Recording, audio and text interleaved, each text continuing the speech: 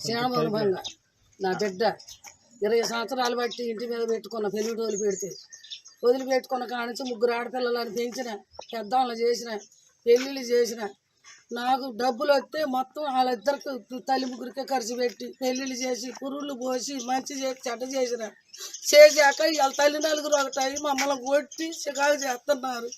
ఊళ్ళో కుల పెద్దలు ఉండరు, మీరు పట్టించుకోవట్లేదు అని తిట్టినా కూడా అమ్మ వద్దులే అని ఆఫ్ చేసి మేము అన్నాలు పడేమని మొన్న కూడా చికాకు చేస్తా ఉంటే మీ ఊరు కాదా పోవడని నేను గుండం పోరు ఇంజన్ అని పేరు చెప్పి ముందు సత్తనాను అంటే అమ్మ సాబత్తు చేయొద్దని మా కులం అంతా నా దగ్గరకు వచ్చి ఏమే దాన్ని ఎందుకు కొడుతున్నారు ముసలి వాళ్ళని, దాని సొమ్ము అంతా తిన్నారని ఆరితే వాళ్ళని ఎట్టబడితే అట్టే కూర్చి అప్పటికప్పుడు వెళ్ళిపోయారు.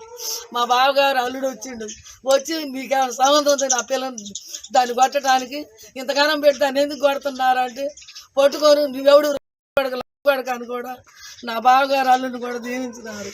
నా పెద్ద పిల్లకి కూడా ఏం పెట్టకుండా మొత్తం ఆ తల్లి ముగ్గురికే పెట్టి మంచి చెడ్డ చేసాం సార్.